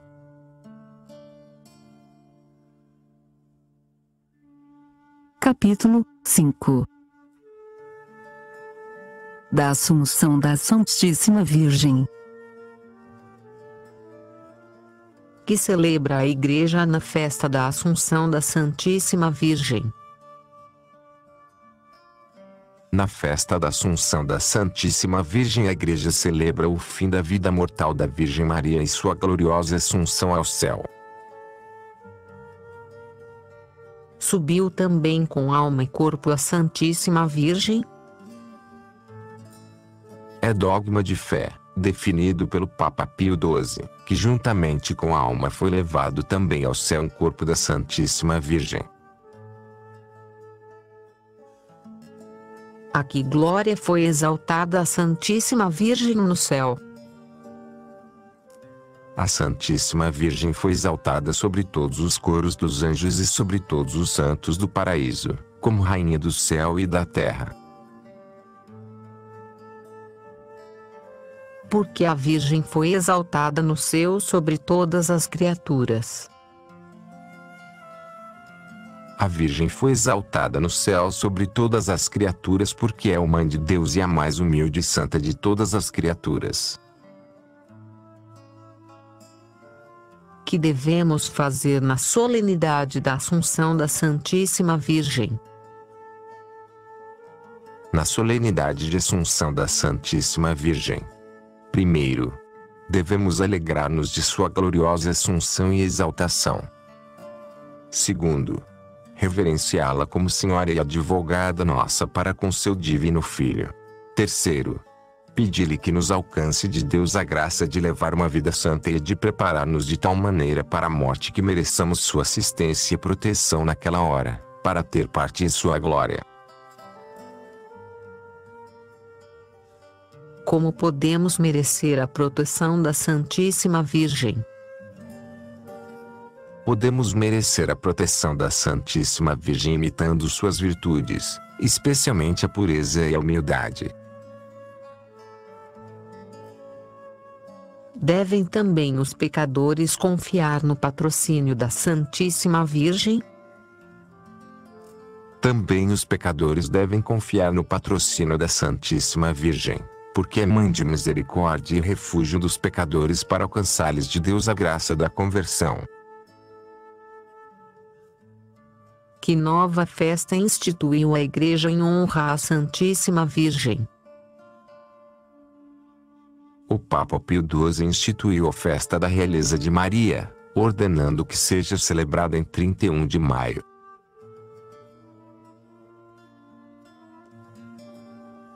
Capítulo 6 Da Festa dos Santos Anjos.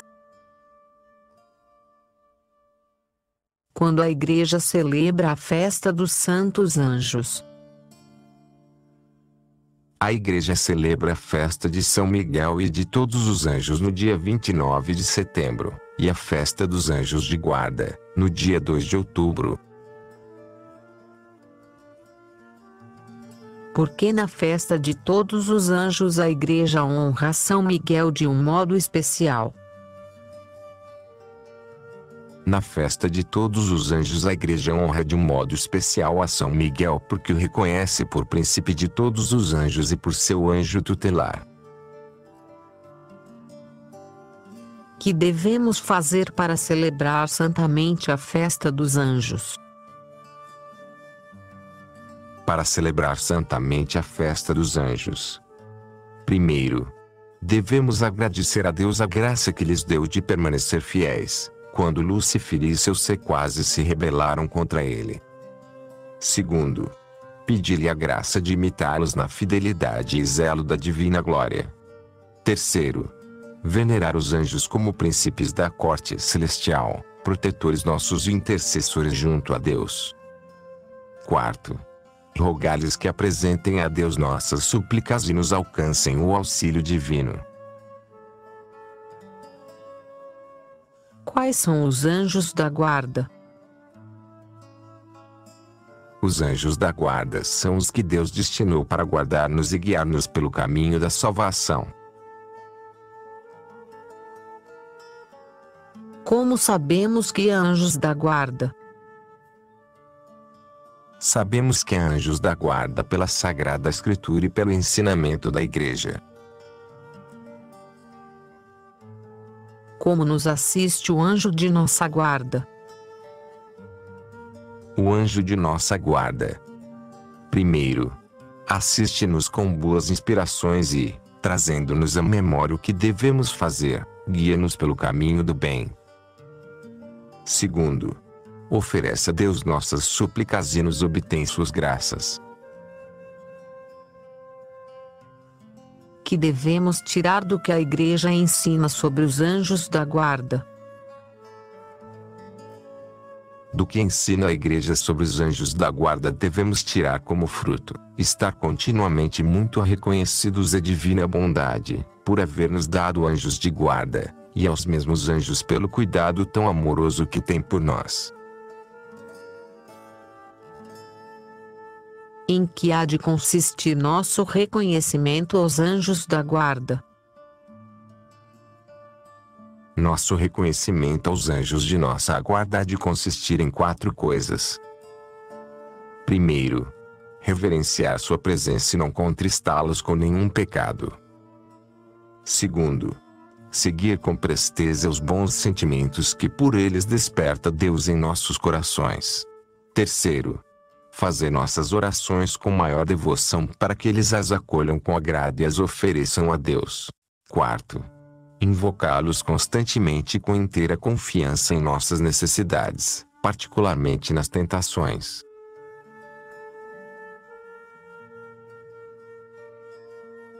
Capítulo 7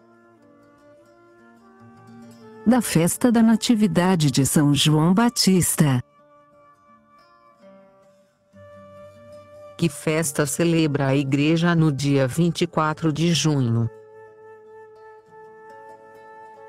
No dia 24 de junho a Igreja celebra a festa da Natividade de São João Batista. Quem foi São João Batista? São João Batista foi o precursor de Jesus Cristo. Por que São João Batista foi chamado precursor de Jesus Cristo? São João Batista foi chamado precursor de Jesus Cristo porque Deus o enviou para anunciar aos judeus a vinda de Jesus Cristo e para prepará-los para que o recebessem. Porque a Igreja honra com festa especial o nascimento de São João Batista. A Igreja honra com festa especial o nascimento de São João Batista porque este nascimento foi santo e trouxe ao mundo uma santa alegria. São João Batista nasceu em pecado como os demais homens.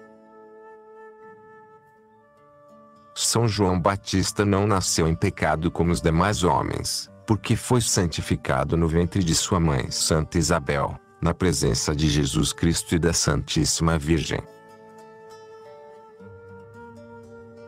Porque o mundo se alegrou com o nascimento de São João Batista.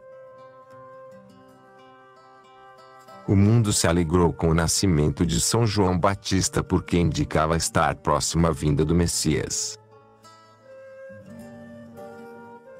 De que maneira Deus mostrou a São João Batista em seu nascimento como precursor de Jesus Cristo? Deus mostrou a São João Batista em seu nascimento como precursor de Jesus Cristo com vários milagres e principalmente este, que seu pai Zacarias recebeu a fala que havia perdido e prorrompeu aquele cântico, Bendito o Senhor Deus de Israel, com que deu graças ao Senhor pelo cumprimento da promessa feita a Abraão de enviar o Salvador e se alegrou com seu próprio filho que fosse o precursor. Qual foi o teor da vida de São João Batista?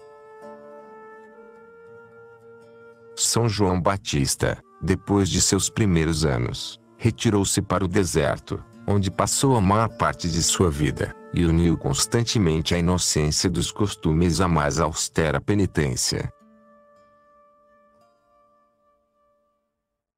De que maneira morreu São João Batista?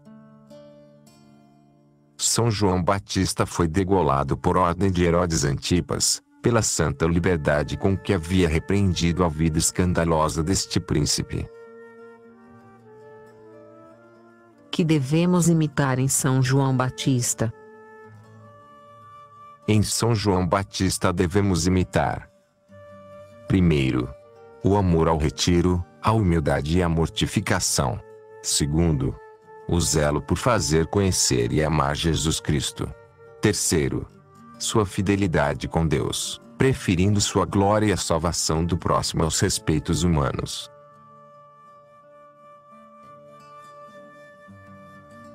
Capítulo 8. Da festa de São José, patrono da Igreja.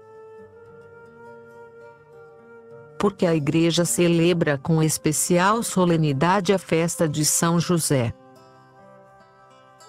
A Igreja celebra com especial solenidade a festa de São José porque é um dos maiores santos, esposo da Virgem Maria, pai legal de Jesus Cristo, e porque foi declarado patrono da Igreja Universal. Que quer dizer, José foi pai legal de Jesus Cristo. José foi pai legal de Jesus Cristo quer dizer que comumente era tido como pai de Jesus Cristo, porque cumpria com ele os ofícios de pai. Ordinariamente, onde vivia São José? São José vivia ordinariamente em Nazaré, pequena cidade da Galileia.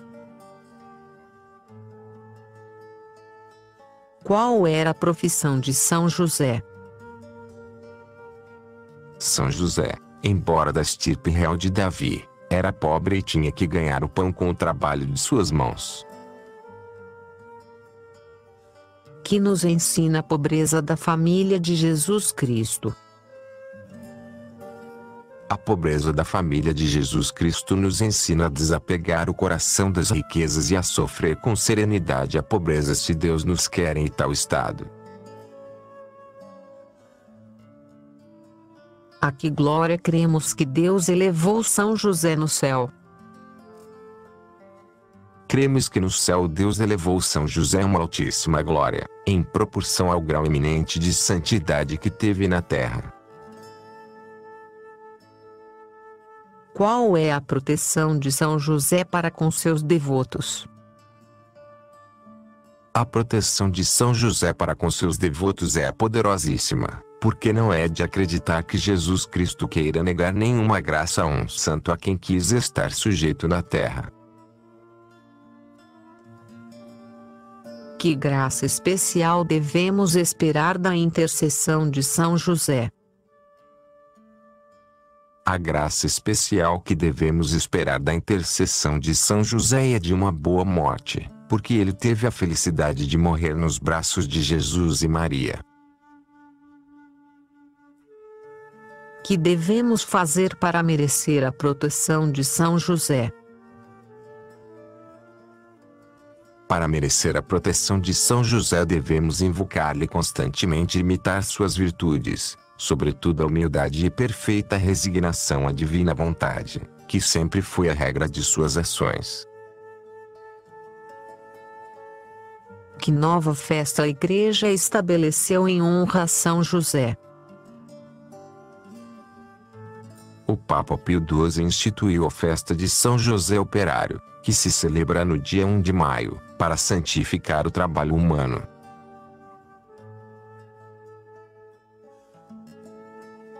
Capítulo 9. Das festas dos Santos Apóstolos, e em particular de São Pedro e São Paulo. Quem foram os apóstolos? Os apóstolos foram discípulos de Jesus, escolhidos por ele para que fossem testemunhas de sua pregação e de seus milagres, depositários de sua doutrina, investidos de sua autoridade e enviados para anunciar o Evangelho para todas as gentes. Qual foi o fruto da pregação dos apóstolos? O fruto da pregação dos apóstolos foi a destruição da idolatria e o estabelecimento da religião cristã. De que meios se valeram os apóstolos para persuadir as nações que abraçassem a religião cristã? Os apóstolos persuadiram as nações que abraçassem a religião cristã confirmando a divindade da doutrina que pregavam com a força de milagres, com a santidade da vida, com a constância nos padecimentos e oferecimento de sua própria vida. Por que se celebra com maior solenidade a festa de São Pedro e São Paulo? Celebra-se com maior solenidade a festa de São Pedro e São Paulo porque são os príncipes dos apóstolos. Por que São Pedro e São Paulo são chamados de príncipes dos apóstolos? São Pedro e São Paulo são chamados príncipes dos apóstolos porque São Pedro foi especialmente escolhido por Jesus Cristo por chefe dos apóstolos e de toda a Igreja, e São Paulo foi o que mais trabalhou na pregação do Evangelho e na conversão dos gentios. Onde teve São Pedro sua sede? São Pedro teve sua sede em Antioquia, depois a trasladou e a fixou em Roma, então capital do Império Romano, e ali concluiu os longos e penosos trabalhos de seu apostolado com glorioso martírio. Que se segue de haver fixado São Pedro a sua sede em Roma e terminado ali os seus dias. De haver São Pedro fixado em Roma sua sede, segue-se que devemos reconhecer o romano pontífice por verdadeiro sucessor de São Pedro e cabeça de toda a Igreja, prestar-lhe sincera obediência e ter por fé as doutrinas que ele define como pastor e mestre de todos os cristãos.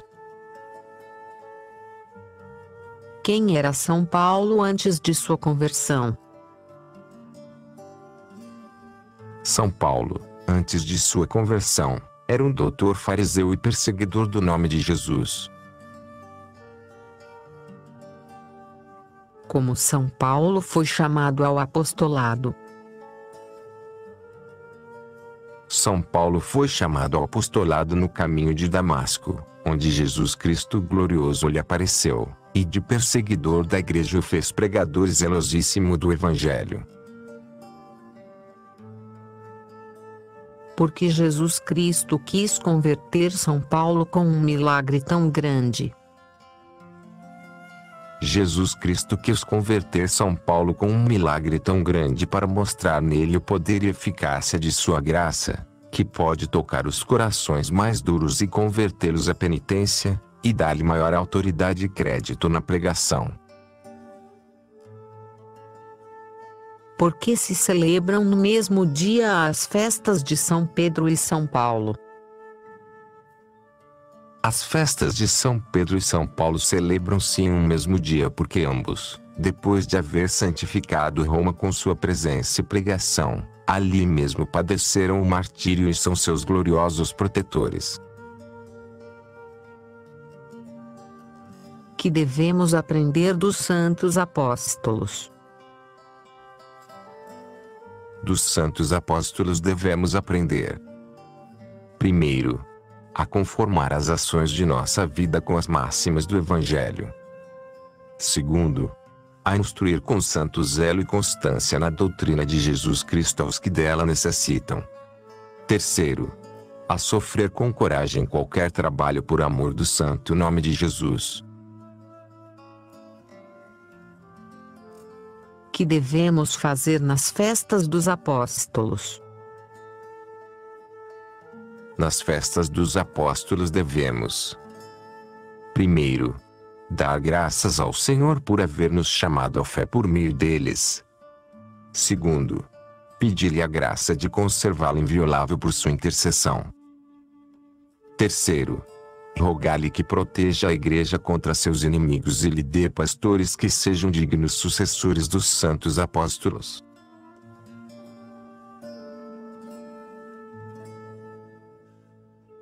Capítulo 10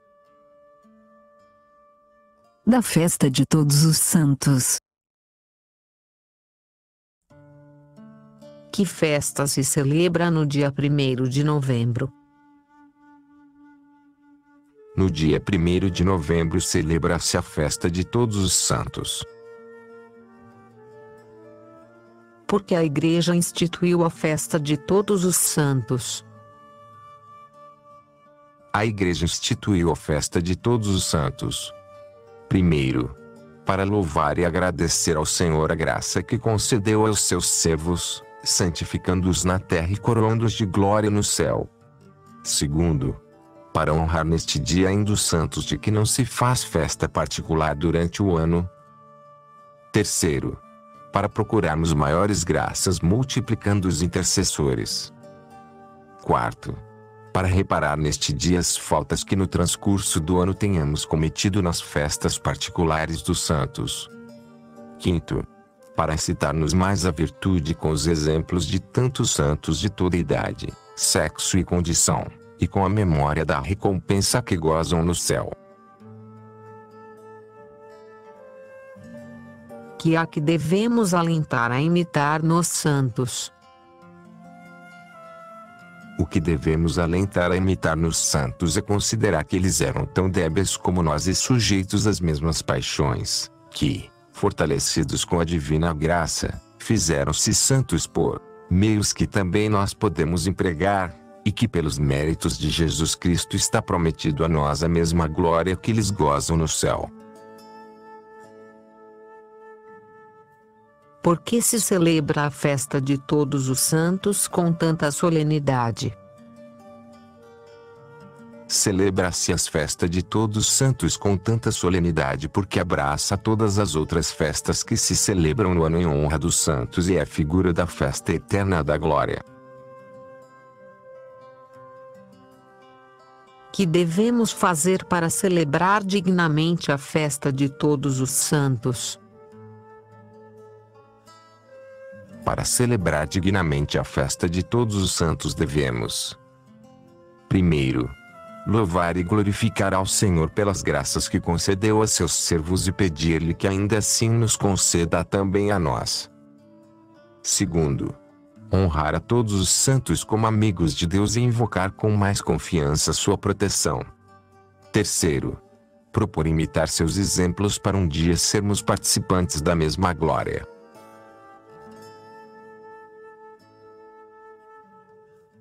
Capítulo 11 da comemoração dos fiéis defuntos. Porque depois da festa de Todos os Santos a Igreja faz a comemoração de todos os fiéis defuntos.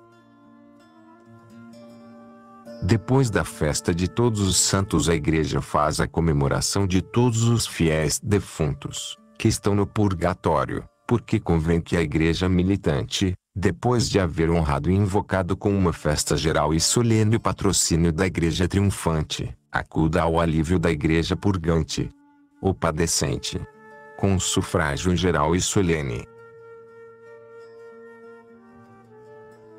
Como podemos aliviar as almas dos fiéis defuntos?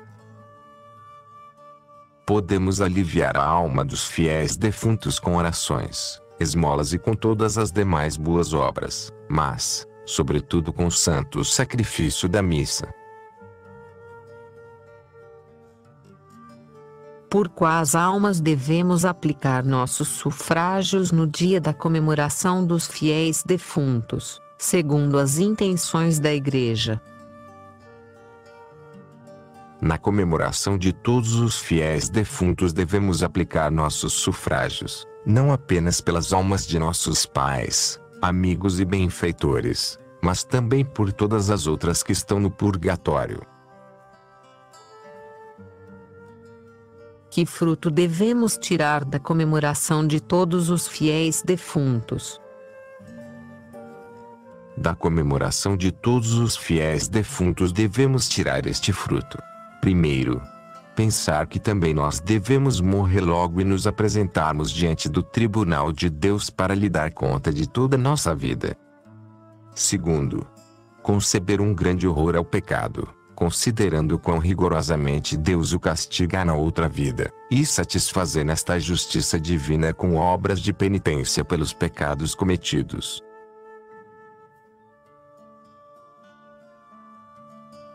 Capítulo 12 da festa dos santos padroeiros. Que santos chamamos particularmente nossos padroeiros? Chamamos particularmente nossos padroeiros os santos cujos nomes levamos, aos titulares das paróquias, aos patronos das dioceses, de lugar ou estado em que vivemos ou do ofício que professamos. Como fazemos para honrar nossos santos padroeiros? Devemos honrar nossos santos padroeiros celebrando santamente sua festa, invocando-os em nossas necessidades e imitando-os.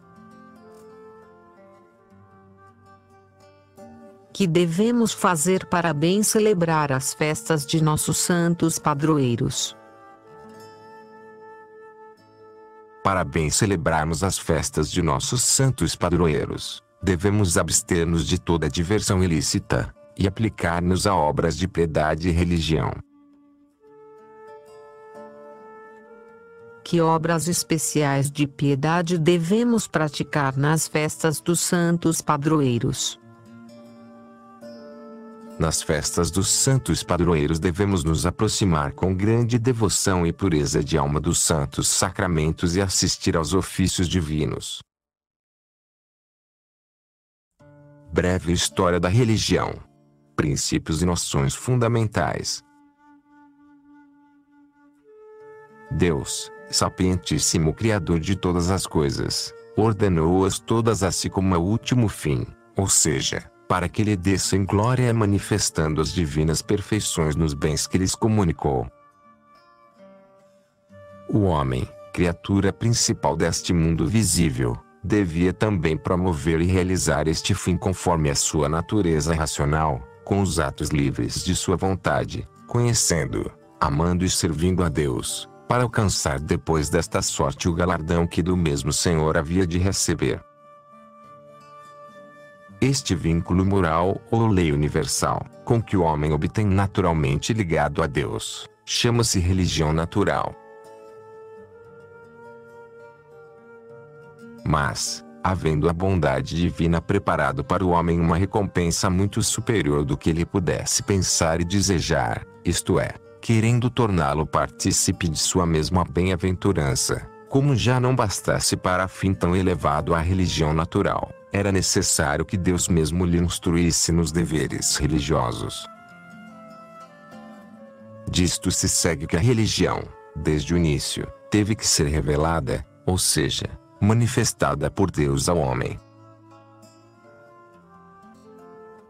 Na verdade, Deus revelou a religião a Adão e aos primeiros patriarcas, os quais, sucedendo-se uns aos outros e vivendo juntos muitíssimo tempo, podiam transmiti-la facilmente, até que Deus Nosso Senhor formou um povo que aguardasse até a vinda de Jesus Cristo, nosso Salvador, o Verbo de Deus encarnado, mas que a cumpriu, aperfeiçoou e confiou a guarda da Igreja por todos os séculos.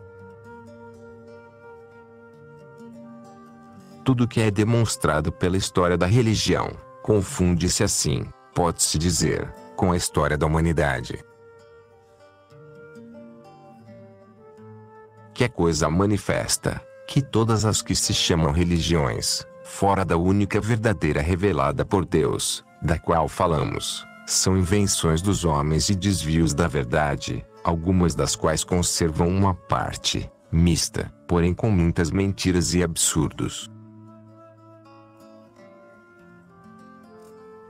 Enquanto as seitas ou divisões que fizeram da Igreja Católica, Apostólica, Romana, suscitaram-nas e promoveram, ou os homens presunçosos, que abandonaram o sentir da Igreja Universal por se afastarem voluntária e obstinadamente após algum erro próprio ou alheio contra a fé, e são os hereges, ou homens orgulhosos e cobiçosos de mando, que acreditando-se mais iluminados que a Santa Igreja, arrancaram-lhe uma parte de seus filhos, para rasgar, contra a palavra de Jesus Cristo, a unidade católica, separando-se do Papa e do Episcopado a ele unido, e são os cismáticos.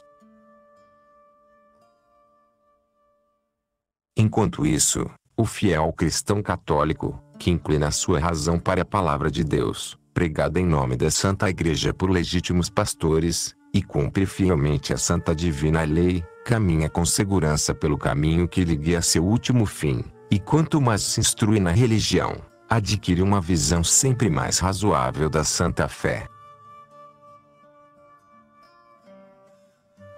Este foi totalmente o modo estabelecido por Deus para a perpétua tradição da religião, a sucessiva e contínua comunicação dos homens entre si, de modo que a verdade ensinada pelos maiores se transmitisse em igual forma aos descendentes, que durou até depois que, no curso do tempo, o Espírito Santo moveu diversos escritores para colocar em livros compostos sob sua inspiração uma parte da lei divina.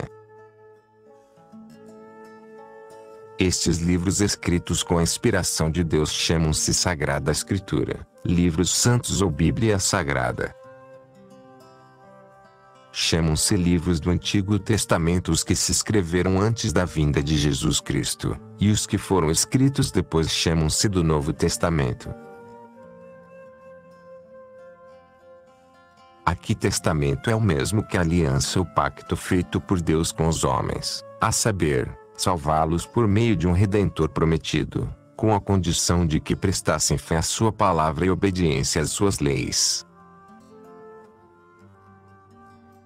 O antigo pacto primeiro Deus estabeleceu com Adão e Noé, e depois mais especialmente com Abraão e seus descendentes, pacto que exigia a fé no Messias e no futuro Redentor e a guarda da lei dada por Deus no início e, posteriormente, promulgado a seu povo através de Moisés.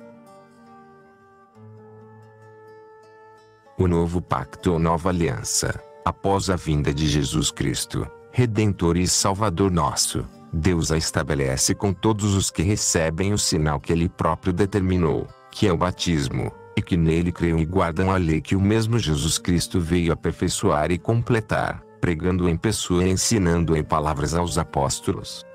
Estes receberam de seu divino mestre o mandato de pregar por toda parte o santo evangelho e, na verdade, pregaram-no realmente em palavras, antes de ter sido escrita por inspiração divina, como era então. Mas, nem todos, nem apenas os apóstolos escreveram, e, certamente, nem escreveram tudo o que tinham visto e ouvido. Porquanto acabamos de dizer e pelo que indicamos no número 5, compreende-se a suma importância da tradição divina, que é a mesma palavra de Deus, declarada por Ele mesmo de viva voz a seus primeiros ministros. Nela também se estriba a nossa fé, em base muito sólida. Essa tradição divina, junto com a Sagrada Escritura, ou seja, toda a palavra de Deus escrita e transmitida de viva voz, foi confiada por nosso Senhor Jesus Cristo a um depositário público, perpétuo, infalível, ou seja, a Santa Igreja Católica e Apostólica, a qual, fundada no tempo nesta divina tradição, apoiada pela autoridade que Deus lhe deu e reforçada com a prometida assistência e direção do Espírito Santo, define quais livros contém a divina revelação, interpreta as Escrituras, corrige o significado em dúvida que sobre elas ocorrem, decide as coisas que pautam a fé e os costumes, e julga com sentenças inapeláveis sobre quaisquer matérias relativas a estes pontos de suprema importância para que de forma alguma possam confundir as mentes e os corações dos crentes fiéis. Mas note-se que este julgamento compete àquela parte escolhida da igreja que se denomina docente ou ensinante, formada, primeiro, pelos apóstolos, e depois, por seus sucessores os bispos, com o Papa à sua cabeça, que é o Romano Pontífice, sucessor de São Pedro. O Sumo Pontífice, dotado por Jesus Cristo da mesma infalibilidade de que está adornada a Igreja, e que lhe é necessária para conservar a unidade e pureza da doutrina, pode, quando fala ex-cátedra, isto é, como pastor e doutor de todos os cristãos, promulgar os mesmos decretos e pronunciar os mesmos juízos que a Igreja no que toca à fé e os costumes, aos quais ninguém pode desafiar sem comprometer a sua fé. Além disso, pode exercer sempre a suprema autoridade em todas as questões relativas à disciplina e ao bom governo da Igreja, e os fiéis devem obedecer-lhe com sincero obséquio da mente e do coração. Em obediência a esta suprema autoridade da Igreja e do Sumo Pontífice, por cuja autoridade propõe-se-nos as verdades da fé, impõe-se-nos as leis da Igreja e se nos manda tudo quanto o bom governo dela é necessário, consiste a regra de nossa fé.